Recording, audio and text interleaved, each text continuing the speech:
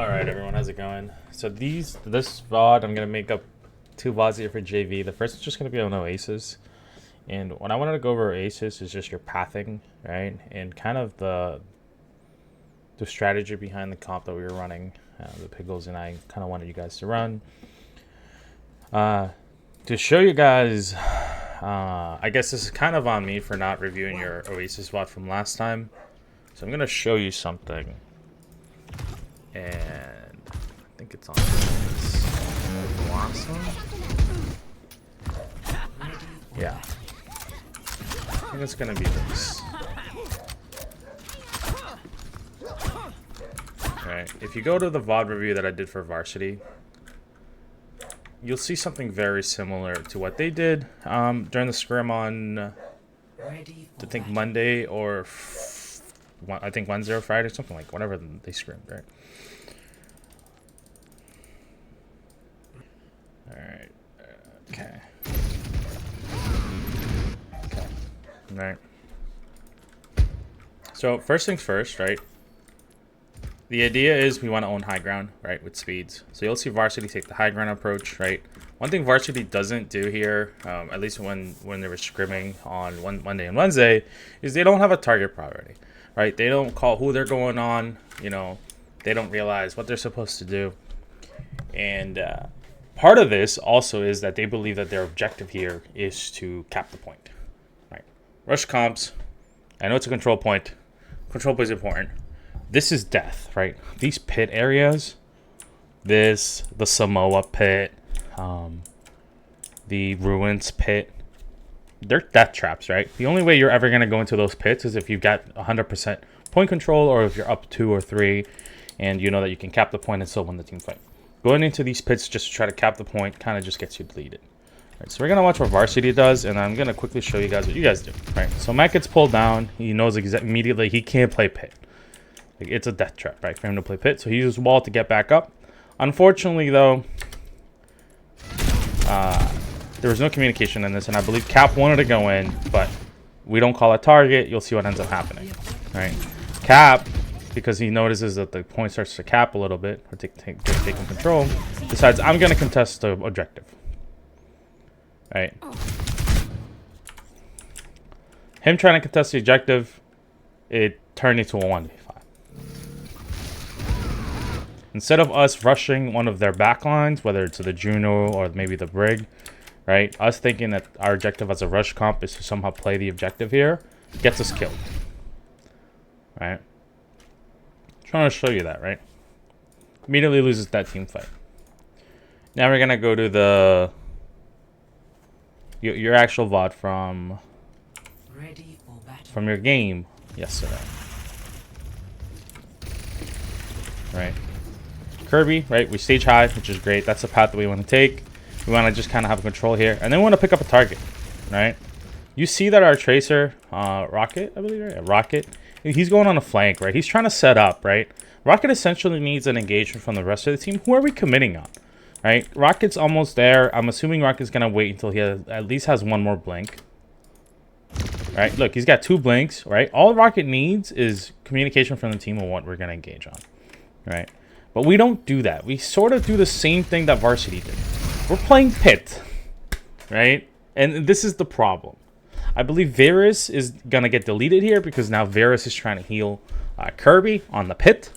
You realize that their team is kind of stationed around the pit, but no one wants to play the pit, right? Kirby, look at this. You got 1 body, 2 bodies, 3 bodies, 4 bodies looking at you, and then you got the Brig just kind of sitting on the back, right? The enemy team, right, sees Kirby play pit, right? If you look at our team comp, we don't have mass sustain. We have Kiri Lucio. We're supposed to be using speed to engage to trade backlines. At least every single fight, either the Ashe should get deleted, right? Or the Brig should be deleted. If those two aren't getting traded out every fight, we're not going to win the engagement.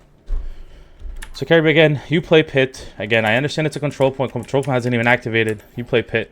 This forces Varus to try to heal you. Varus, you know better than to play in the open like this. But I understand that there's no LS. This is kind of those situations where no different than the Varsity scrim that you guys saw. Essentially deleted, right?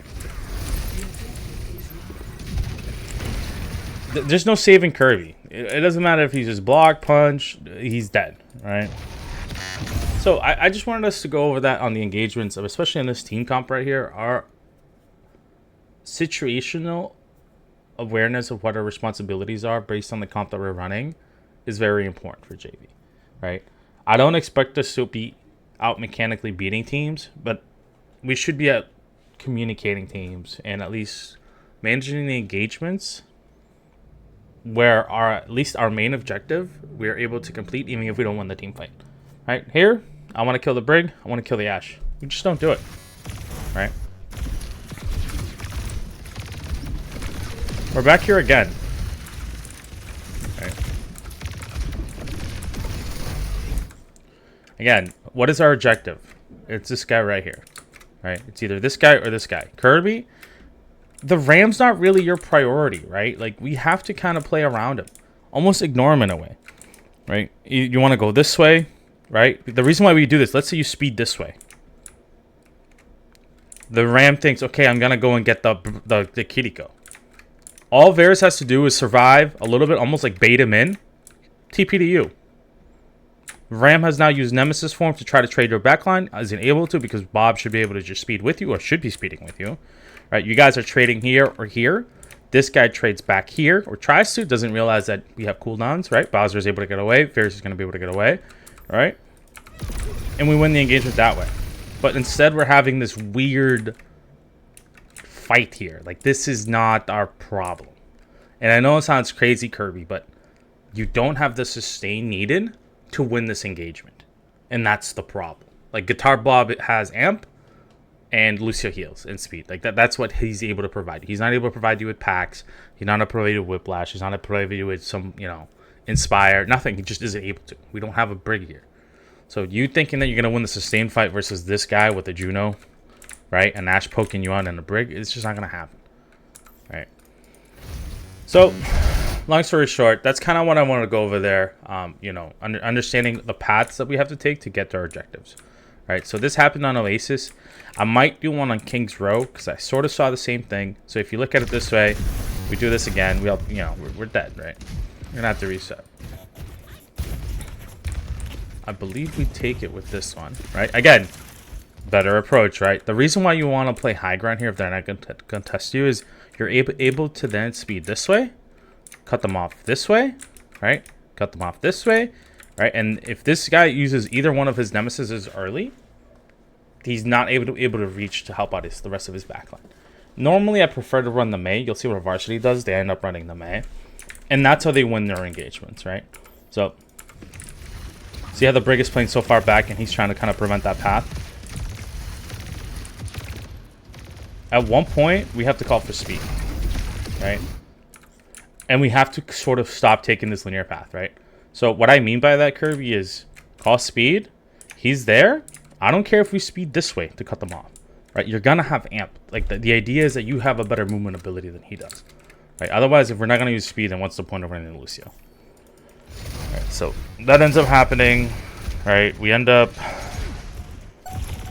coming back, I think, with 5 ults at the end to sort of flip it. I'm not going to go over that because all we're doing is pressing Q. Okay, what I'm going to show you then is... I'm trying to keep these as short as possible, so I'm going to be done with this in a second. JVYYSO.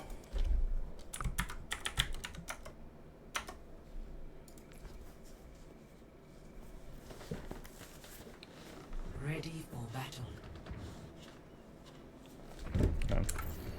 Where are my throwers?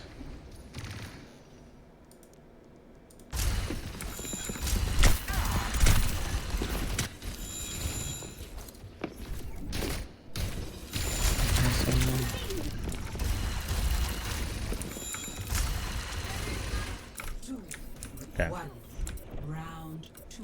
Capture the objective. So you'll see that we take the path, right? For some reason, Varsity decides to play the room. I personally want to play room, but whatever. We take room, we give up the high, right? All we're doing now is that they're trying to stage to figure out what their engagement is. We're trying to stage our engagement.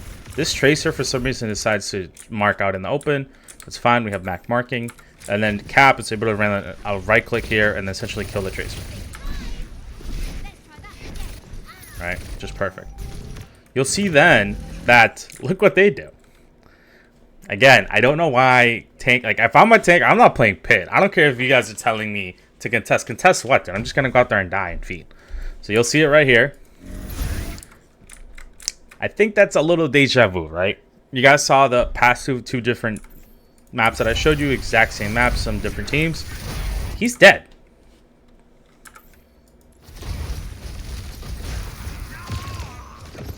All right, so clean up the fight, that's great.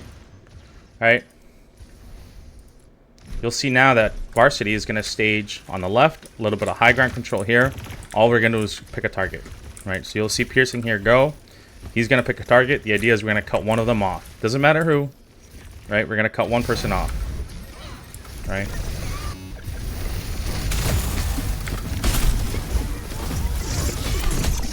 Then it dies because he decided to int onto a ram.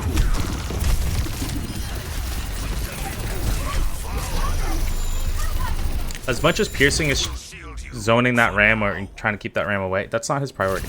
It's everybody else, right?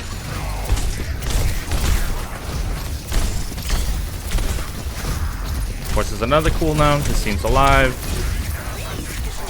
Great freeze by Cap.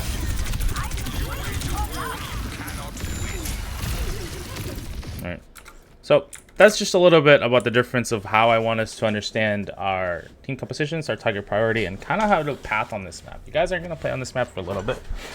But for JV purposes, all I want you guys to understand is when you stage somewhere, depending on your team comp, this team doesn't have speed other than ring, and this team also doesn't have speed other than ring. The idea is the Rams really aren't trading for each other. The Rams are trying to trade for Briggs, right, or Junos, and then essentially bait out this May block, right? Once you're able to bait out those ults, then you're able to then retarget the other heroes on the enemy team, and that's kind of what the Rams are going to be doing, right? No different than if you're a JQ. But definitely one thing I don't want either team doing is thinking that we somehow have to drop on the pit to contest this. Drop on the pit when you're down a player, you're just going to die. All right, you're better off just poking it out, maybe building ult charges when you're, especially if like a Tracer player gets picked off early. It's for your Tracer player to come back. Or if they start to push you, right, let's say they started to push him, just rotate back out. Right, there's no reason to just all drop down here, lose an early team fight, give them ult charge, and then you get snowballed for the rest of the map. Okay, so just want to go over that on Oasis. I might do one quickly on King's Row. But this is really more for like, you know, just the team to understand the roles and what to not to do is in pit situation. This goes all the way to Ruins. If you play Ruins on Oasis, same shit. Not Oasis, dude,